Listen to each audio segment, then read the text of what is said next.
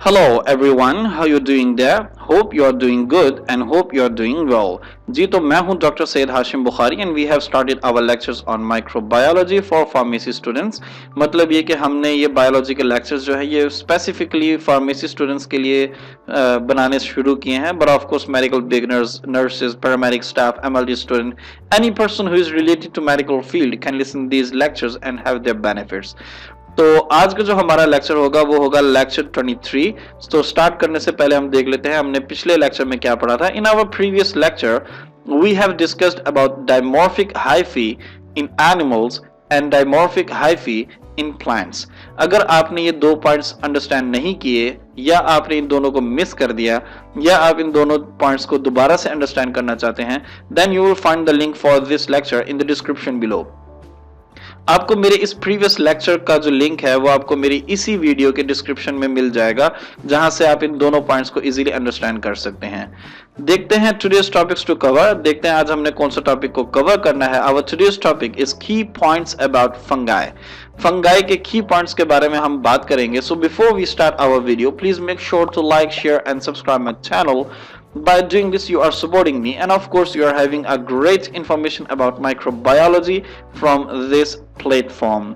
इसके अलावा आपको डिस्क्रिप्शन में एक और वेबसाइट का लिंक भी मिल जाएगा, जहां पर आपको बहुत ज्यादा पैथोलॉजिकल डिस्कशंस मिलेंगी। उसके अलावा डिजीजेस मिलेंगी with their definition, causes, risk factor, diagnosis, treatment, each and everything you will find over there. So I recommend you, highly recommend you to visit that website as well. तो start करते हैं जी key points about fungi. इसका first key point होगा जी कि saprotrophs. अब ये सेप्रोट्रॉफ क्या है? Saprotroph they get energy by decomposition of dead organic substances. ये ऐसे ऑर्गेनिजम्स होते हैं, ये फंगाई के बारे में हम बात कर रहे हैं, ये सेप्रोट्रॉफ्स होते हैं और ये ऐसे ऑर्गेनिजम्स होते हैं जो कि डेड ऑर्गेनिक सब्सटेंसेस के गलने सड़ने, डिकम्पोजिशन, गलने सड़ने से एनर्जी हासिल करते हैं, तवानाई हासिल करते हैं। और ये ऑर्गेनिक सब्सटेंसेस की एग्जांपल आप ले लें, फैट, शुगर, प्रोटीन, या फिर ऐसे ऑर्गेनिज्म जो कि ये तीनों या इन तीनों में से कोई एक चीज रखता हो, फैट, शुगर, प्रोटीन, इन तीनों में से या तो कोई एक चीज रखता हो या तीनों की तीनों चीजें रखता हो, वो क्या होंगे? Organic substances. तो ये डेड ऑर्गेनिक सब्सटेंसेस के गलने सड़ने से एनर्जी लेते हैं। Like many bacteria, fungi release hydrolytic enzymes that digest external substrate.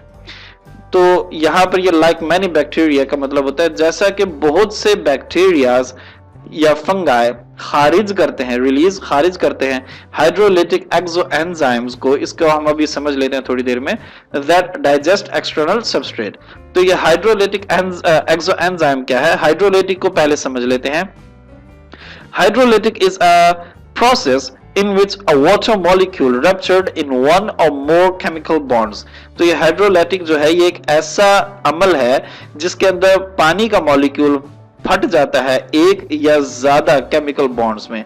और ये एक्सो एंजाइम क्या है? एक्सो enzyme, also called extracellular enzyme, is an enzyme that is secreted by a cell and function outside of that cell. मतलब ये कि ये एक ऐसा एंजाइम है जिसका एक और नाम भी है। वो नाम क्या है? एक्स्ट्रा सेलुलर एंजाइम, यानी कि सेल के बाहर का एंजाइम। और ये एंजाइम खारिज होता है एक सेल से, और उस सेल से खारिज होने के बाद वो उसी सेल के बाहर अपने काम को सरंजाम देता है। तो इस तरह हाइड्रोलिटिक एंजाइम का मतलब हो गया ऐसा एंजाइम जो कि सेल के बाहर अपने फंक्शन को परफॉर्म करके बैरूनी चीजों पर मौजूद पानी की केमिकली तोड़ फोड़ करे। That digest. तो ये डाइजेस्ट का मतलब क्या है? डाइजेस्ट का जो लफ्जी मतलब है वो होता है हजम करना, लेकिन यहां पर डाइजेस्ट का मतलब होगा तहलील करना। तो ये तहलील करते हैं एक्सटर्नल सबस्ट्रेट। एक्सटर्नल का मतलब बैरूनी, और ये सबस्ट्रेट क्या होता है? सबस्ट्रेट होता है जी the surface on which an organism lives, grow और ऑब्टेन इट्स नरिशमेंट्स। मतलब क्या हो गया इसका? मतलब ये हो गया ये सबस्ट्रेट्स एक ऐसी तह होती है, ये एक ऐसी सरफेस होती है जहां पर कोई ऑर्गेनिज्म रहता है, रिहाइश पजीर होता है, ग्रो करता है और वहां से अपनी खुराक हासिल करता है। आगे आ जाते हैं, they then absorb the soluble products. तो तब ये क्या करते हैं, यानी कि जब ये बैक्टीरिया फंगाई जब ये हाइड्रोलिटिक एंजाइम को रिलीज करने के बाद जो बैरूनी सतह होती है उसको उसको तहलील कर लेते हैं, तब ये क्या करते हैं, तब ये एब्जॉर्ब करते हैं उस क्या नाम है, यूं कह ले सरफेस से, उस सरफेस से ये एब्जॉर्ब करते हैं। क्या एब्जॉर्ब करते हैं? सॉल्युबल प्रोडक्ट, तहलील शुदा प्रोडक्ट्स को वहां से सॉरी, सॉल्युबल का मतलब होता है हल पजीर, तो ये हल पजीर प्रोडक्ट्स को एब्जॉर्ब कर लेते हैं बैरूनी माहौल से। They are chemo organo heterotrophs, ये कीमो ऑर्गेनो हेट्रोट्रॉफ्स होते हैं। कीमो का मतलब हो गया केमिकली एक्ट करने वाले, ऑर्गेनो का मतलब हो गया ये ऑर्गेनिक होते हैं, और हेट्रोट्रॉफ्स क्या होता है?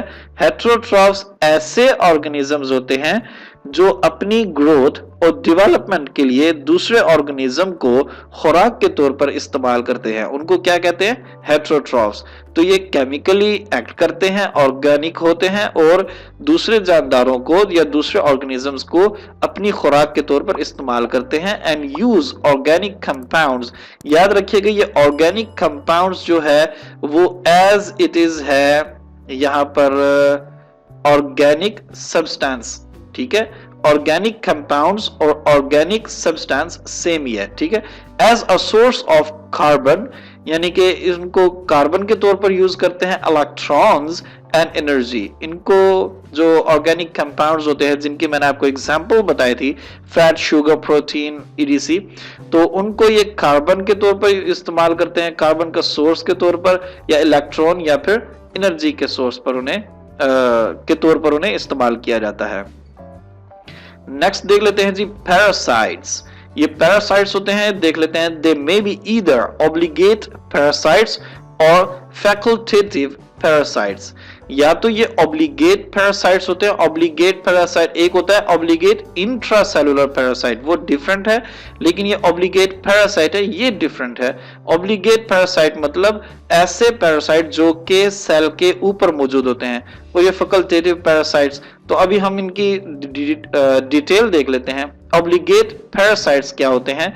दे can grow only on the host cell through special hyphal tips called haustoria और हाउस्टोरियम।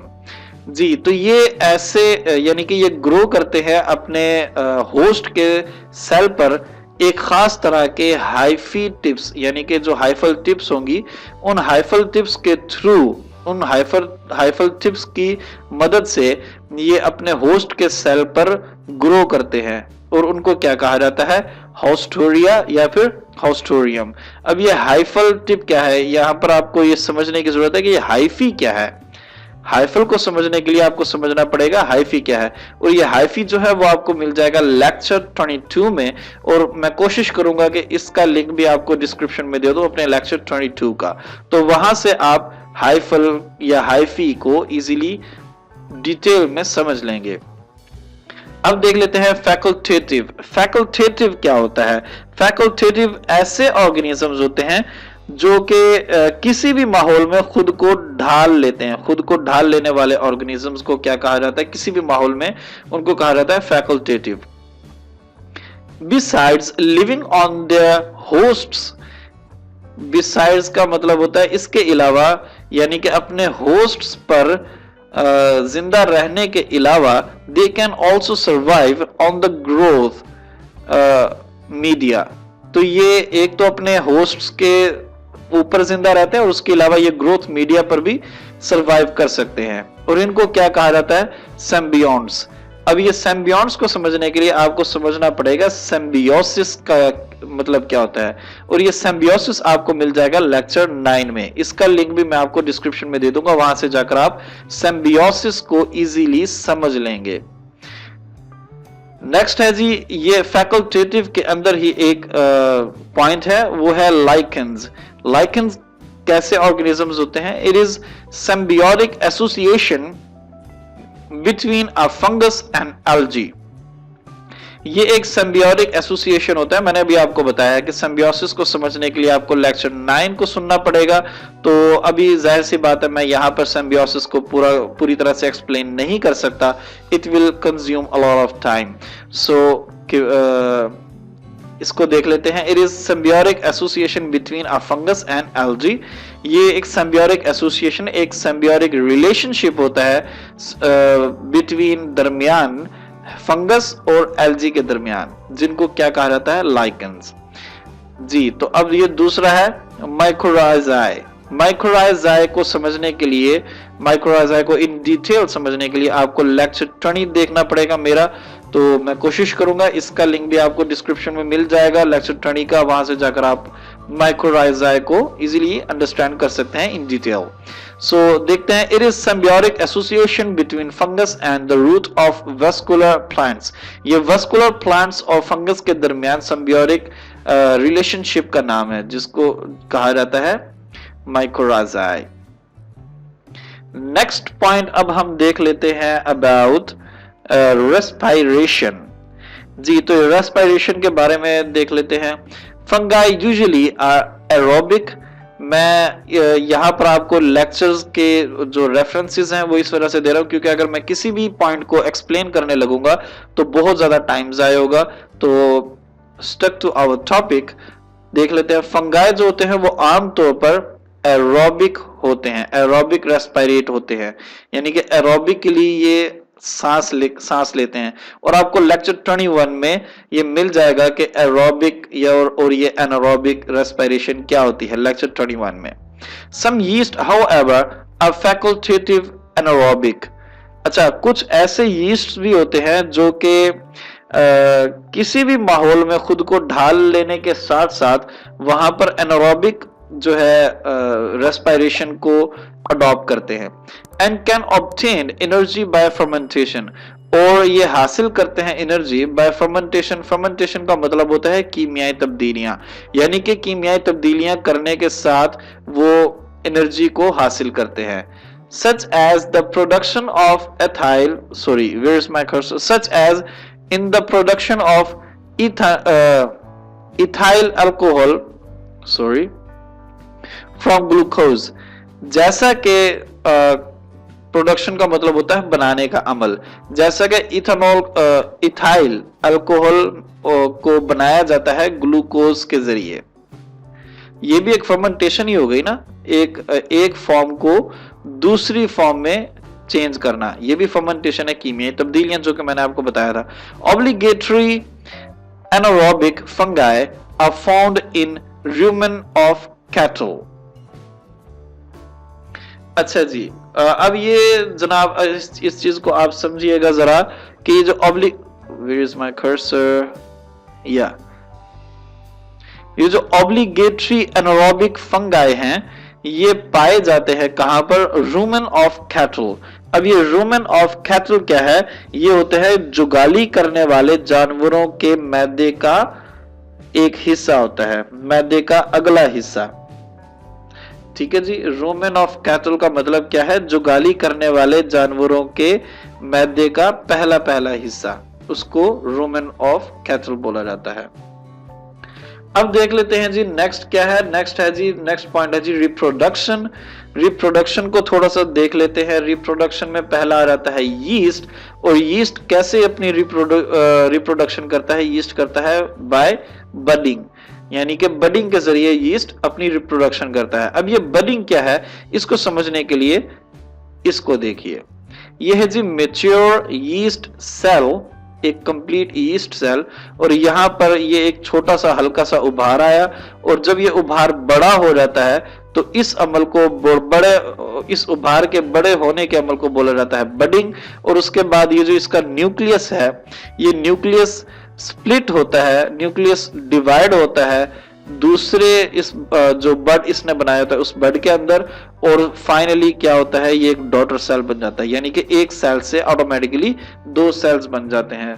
तो ये यीस्ट जो है ये इस तरह अपनी रिप्रोडक्शन करता है। नेक्स्ट देख लेते हैं ए sexual reproduction of moulds. Moulds के अंदर ए सेक्सुअल का मतलब होता है विदाउट सेक्सुअल कनेक्शन, यानी कि विदाउट सेक्स ये प्रोडक्शन, अपनी रिप्रोडक्शन कैसे करते हैं मोल्ड। ठीक है, उसके अंदर आ जाता है, फर्स्ट पॉइंट आ जाता है स्पोर्स। अब स्पोर्स क्या है? स्पोर्स होता है एक रिप्रोडक्टिव सेल का किसी दूसरे रिप्रोडक्टिव सेल के साथ फ्यूजन किए बगैर एक नया सेल बना लेने की सलाहियत को स्पोर्स कहा जाता है। दोबारा समझ लीजिए, एक रिप्रोडक्टिव सेल जब किसी दूसरे रिप्रोडक्टिव सेल के साथ फ्यूजन किए बगैर, यानी कि सेक्सुअल एक्टिविटी किए बगैर एक नया सेल बना ले, तो उसको कहते हैं स्पोर्स। अब ये देखते हैं जी कोनिडियाई। कोनिडिया क्या होता है? ये कोनिडिया क्या होता है जी, इसको यहां पर आप देख सकते हैं, एक रिप्रोडक्टिव हाइफी की टिप पर एक रिप्रोडक्टिव फंगल स्पोर होता है, रिप्रोडक्टिव फंगल स्पोर होता है, ये आप यहां पर देख सकते हैं। ठीक है जी, ये जब अपनी मुकम्मल शेप में आ जाता है तब ये इस हाइफी से बाहर चला जाता है। ये देखिए, ये आप यहां पर देख सकते हैं, ये स्पोर जो है ये हाइफी के साथ अटैच्ड है, लेकिन अब यहां पर इसको आप देखिए ये उससे अलग हो गया है। तो ये इस तरह होता है, जब ये अलग हो जाता है तो उस वक्त इसको क्या कहा जाता है? कोनिडिया। ठीक है जी, कोनिडिया कहा जाता है। अब देख लेते हैं जी फ्रेगमेंटेशन। ऐसा एसेक्सुअल अमल जिसके अंदर जानदार टुकड़ों में बढ़ जाता है और हर टुकड़ा एक नया जानदार, एक अलग जानदार बना लेता है। तो इसको समझने के लिए आप इस पिक्चर को देखिए, ये है एक जानदार और ये बढ़ गया टुकड़ों में। यहां पर आप देख सकते हैं ये 1 2 3 और ये 4, और अब इन चारों ने एक अलग एक जानदार बना लिया। तो इसको हम क्या बोलते हैं? इसको हम बोलते हैं फर्मेंटेशन, सॉरी फ्रेगमेंटेशन। ठीक है जी, अब ये आ गया जी सेक्सुअल रिप्रोडक्शन, यानी कि ये एक टाइप से सेक्सुअल रिप्रोडक्शन भी करते हैं जी। तो अब देख लेते हैं possible questions for today's topic. What are saprotrophs? Saprotrophs क्या होते हैं? Difference between obligate parasites and facultative parasites. फर्क बताइए ऑब्लिगेट पैरासाइट के बीच में और फैकल्टेटिव पैरासाइट्स के दरमियान। नेक्स्ट है जी हाउ फंगाई रेस्पायरेट। फंगाइज जो है वो कैसे रेस्पायरेट करते हैं, सांस लेते हैं। Explain reproduction of fungi. Reproduction की ऑफ फंगाई की वजाहत करें। जैसा कि मैं आप लोगों को पहले बता चुका हूं कि आप लोगों को डिस्क्रिप्शन में मेरे पिछले लेक्चर का लिंक मिल जाएगा। उसके अलावा जितने जितने पॉइंट्स बीच में आए हैं, जहां जहां पर लेक्चर मैंने मेंशन किया, वो सारे पॉइंट्स भी आपको वहां पर यानी उन सब के लिंक्स भी आपको डिस्क्रिप्शन में मिल जाएंगे। उसके अलावा वेबसाइट का लिंक भी मिल जाएगा। सो आई होप, आई विश कि आपको ये मेरी वीडियो पसंद आई, and if you like this video then please make sure to like, share and subscribe my channel. Thank you so much for your time. See you in the next video. Allah Hafiz.